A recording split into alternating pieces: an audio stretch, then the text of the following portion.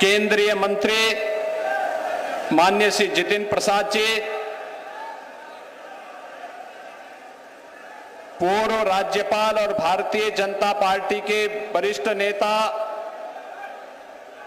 माननीय कलराज मिश्रा जी,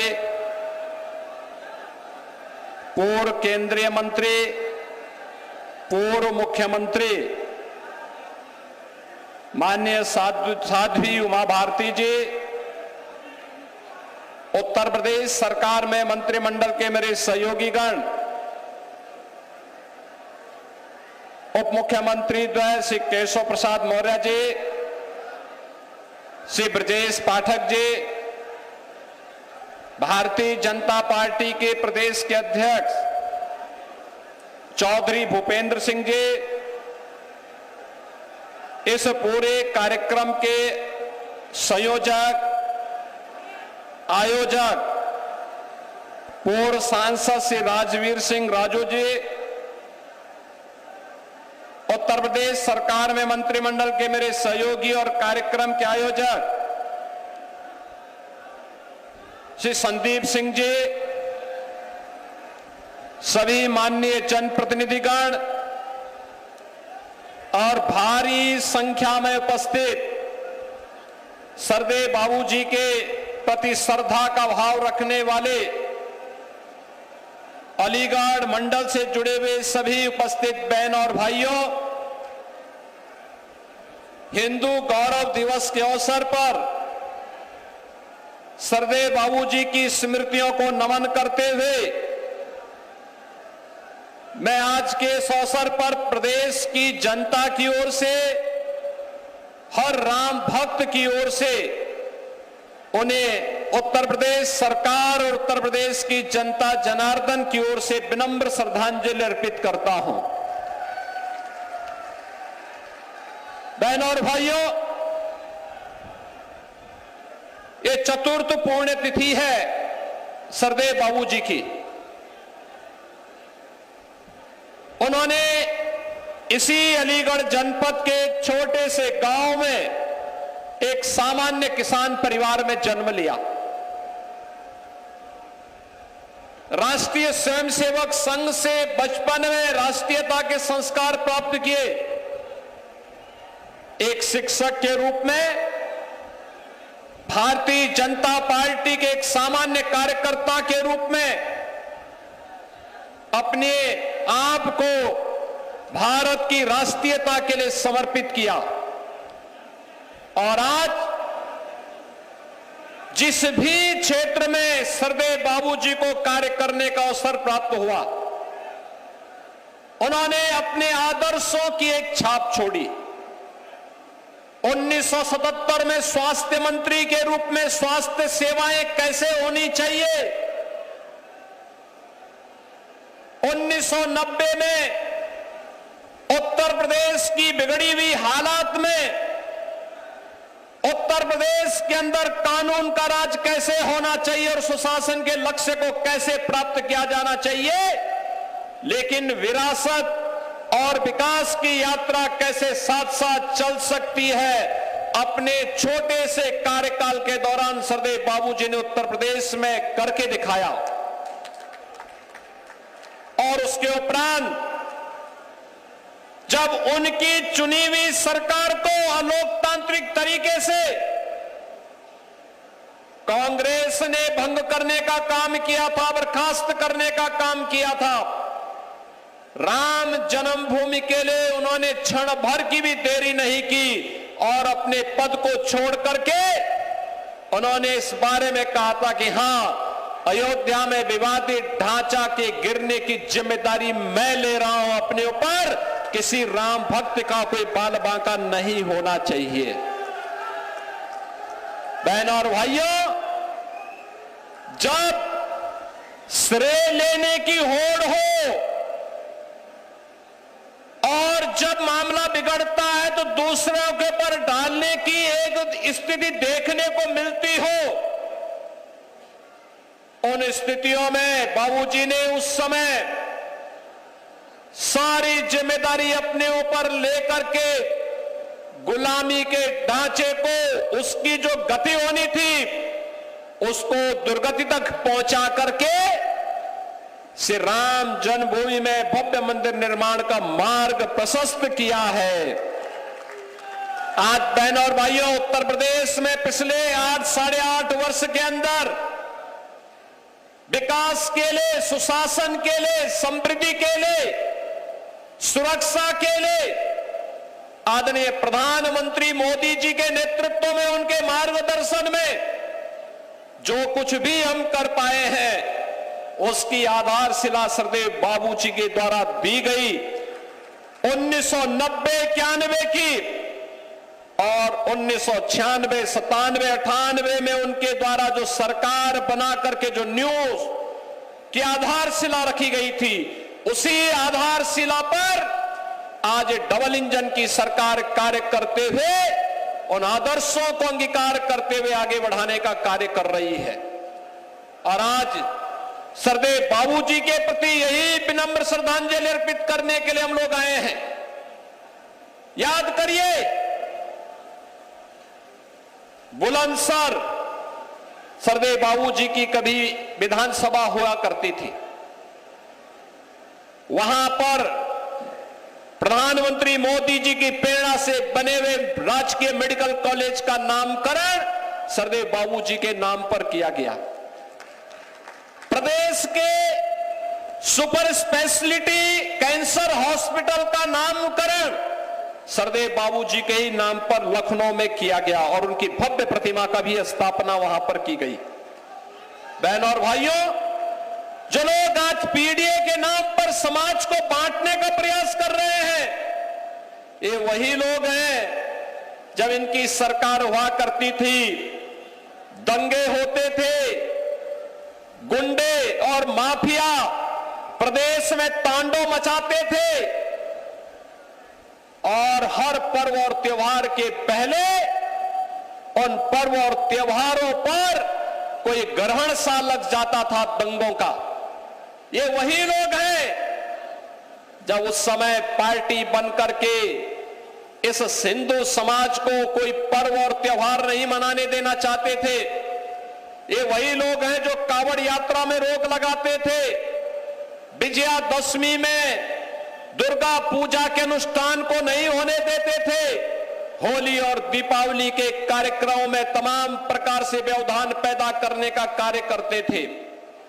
उस समय इनके द्वारा जो तुष्टीकरण की नीति थी, आज प्रधानमंत्री मोदी जी के नेतृत्व में तुष्टीकरण नहीं, सबका साथ और सबके विकास के साथ संतुष्टीकरण की नीति है। विकास सबका, सुरक्षा सबको, लेकिन तुष्टीकरण किसी का नहीं। तुष्टीकरण किसी का नहीं। अगर गुलामी के अंशों को समाप्त करना है विरासत पर, तो अयोध्या में राम मंदिर का भव्य निर्माण उसकी एक अनुपम छाप के रूप में, एक अनुपम मिसाल के रूप में हम सबके सामने है। हम सब अयोध्या की इस विरासत पर गौरव की अनुभूति करते हैं। एक तरफ भारतीय जनता पार्टी की डबल इंजन की सरकार के द्वारा अपनी विरासत का, आध्यात्मिक विरासत के संरक्षण के लिए कार्य किया जा रहा है, तो जो कहा सो करके दिखाया। जम्मू कश्मीर में धारा 370 समाप्त करके हमेशा के लिए आतंकवाद पर नकेल कसने के लिए जो कार्य किया गया, यह भी स्वतंत्र भारत और 140 करोड़ का भारत आज उसका प्रत्यक्षदर्शी है। वो इस बात का अनुभव कर रहा है कि घोषणाएं बहुत होती थी, लेकिन उसका मूर्त रूप आज देखने को मिल रहा है। लेकिन जो लोग आज पीडीए की बात करके समाज की एकता को खंडित करना चाहते हैं, इनसे पूछना चाहिए, जब प्रदेश में दंगों की आग लगी थी, प्रदेश का नागरिक, चाहे वह अलीगढ़ के दंगे हो, बरेली के दंगे हो, मुजफ्फरनगर के दंगे हो, मेरठ के दंगे हो, जिन लोगों की बोलती दंगों के समय पीड़ित हिंदुओं के पक्ष में नहीं होती थी, पीड़ित में से दलित भी था, पिछड़ा भी था, व्यापारी भी था, सामान्य हिंदू भी था, अकेले भारतीय जनता पार्टी उनके पक्ष में खड़ी होती थी। तब भी भारतीय जनता पार्टी खड़ी होती थी। पिछले 8.5 वर्ष में प्रदेश दंगा मुक्त हुआ है, गुंडागिर्दी और माफियागिरी से मुक्त हुआ है, लेकिन आज फिर से इस एकता को खंडित करने के लिए जो बातें परिवार डेवलपमेंट अथॉरिटी के द्वारा फिर से प्रारंभ किया गया है, ये परिवार डेवलपमेंट अथॉरिटी जो सबका साथ की तो बात करता है, लेकिन परिवार के विकास की बात करता है।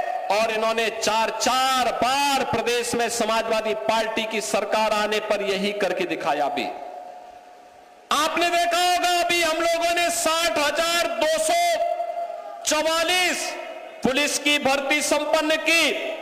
अलीगढ़ के भी बहुत सारे नौजवान भर्ती हुए थे, उसमें बहुत सारे अलीगढ़ के नौजवान भर्ती हुए, एटा के नौजवान भर्ती हुए, कासगंज और हाथरस के नौजवान भर्ती हुए, प्रदेश के सभी 75 जनपदों के नौजवान उसमें भर्ती हुए।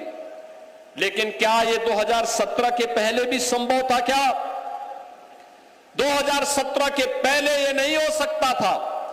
ये वही लोग हैं जिन लोगों ने सत्ता में आने पर प्रदेश के अंदर जिस प्रकार के भ्रष्टाचार को बढ़ाया है, अराजकता को बढ़ाया है, गुंडागिर्दी को बढ़ाया है, हिंदू मानबिंदुओं पर और उत्तर प्रदेश के विकास को बाधित करने का जो कुत्सित कार्य किया था, आज उनकी पीड़ा है कि उत्तर प्रदेश कैसे देश का विकास का ग्रोथ इंजन बन जा रहा है।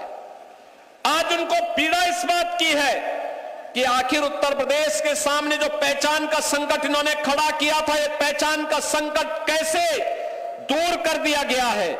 और इसी पीड़ा में इनके द्वारा फिर से जातीयता के उस जहर को घोलने का कुत्सित प्रयास किया जा रहा है। और इसके लिए इन्होंने न केवल हिंदू संस्थाओं को बल्कि अब तो देश के संवैधानिक संस्थाओं को भी निशाना बनाना प्रारंभ कर दिया है। अगर कोई न्यायाधीश सही फैसला देता है, निष्पक्ष फैसला देता है, तो उनको धौंस दी जाती है। अगर वह किसी सार्वजनिक कार्यक्रम में कोई बात कह देते हैं, उन्हें धमकी दी जाती है। और अब तो चुनाव आयोग को भी धमकी दी जा रही है, चुनाव आयोग को भी धमकी दी जा रही है। यानी एक तरफ पीडीए की बात करेंगे और दूसरी तरफ उनके स्थान पर बांग्लादेशी घुसपैठियों को, पाकिस्तानी घुसपैठियों को, रोहिंग्या को मतदाता बना करके यहां के वंचितों को, यहां के पिछड़ों को और भारत के नागरिकों को मतदान करने से वंचित करने की कांग्रेस और समाजवादी पार्टी के इस दुष्चक्र के खिलाफ आज जब कार्य हो रहा है, तो उस कार्यक्रम को व्यवधान पैदा करके इनके द्वारा न केवल संसद की कार्रवाई को बल्कि चुनाव आयोग पर भी आक्षेप लगा करके, जुडिशरी पर भी आरोप लगा करके, आक्षेप लगा करके संवैधानिक संस्थाओं की भी अवमानना करने का कुत्सित प्रयास हो रहा है। बहनों और भाइयों, आज के इस अवसर पर हम सबके लिए सरदेव बाबूजी का वह आदर्श एक नई प्रेरणा है, एक आदर्श है। हम सब उससे प्रेरित हो, उनके प्रेरणा का अपने जीवन का अंगीकार करें, अपने जीवन का हिस्सा बनाएं। यही उनकी पुण्यतिथि के अवसर पर हिंदू गौरव दिवस के रूप में आज उनकी पुण्यतिथि के इस आयोजन के साथ जब हम जुड़े, तो हम सबका दायित्व बनता है कि सरदेव बाबूजी के बताए उन मार्गों का अनुसरण करें जिन्होंने भारत की राष्ट्रीयता के लिए, भारत और भारतीयता के लिए पूरे जीवन भर प्राण प्रण से जुट करके कार्य किया था। और उसी अभियान के साथ अगर हम सब जुटेंगे तो उत्तर प्रदेश विकास की नई बुलंदियों को छुएगा, भारत की अर्थव्यवस्था का अग्रणी राज्य बनेगा। आज जिस क्षेत्र में यह आयोजन हो रहा है, यह ताला नगरी भी सरदेव बाबूजी की उन्हीं स्मृतियों का ताजा कराता है, जो स्थानीय उद्यम को प्रोत्साहित करके रोजगार के साथ स्थानीय युवाओं को आत्मनिर्भर भारत के संकल्प को तरोताजा करता है। यही आत्मनिर्भर भारत विकसित भारत का आधार बनेगा। और उस विकसित भारत के लिए हम सबको प्राणपण से काम करना है। इस विश्वास के साथ मैं एक बार फिर से सरदेव बाबूजी के चतुर्थ पुण्यतिथि के अवसर पर उत्तर प्रदेश की जनता की ओर से, उत्तर प्रदेश सरकार की ओर से उन्हें विनम्र श्रद्धांजलि अर्पित करते हुए अपनी वाणी को विराम देता हूं। धन्यवाद। जय हिंद। जय जय श्री राम। जय श्री राम।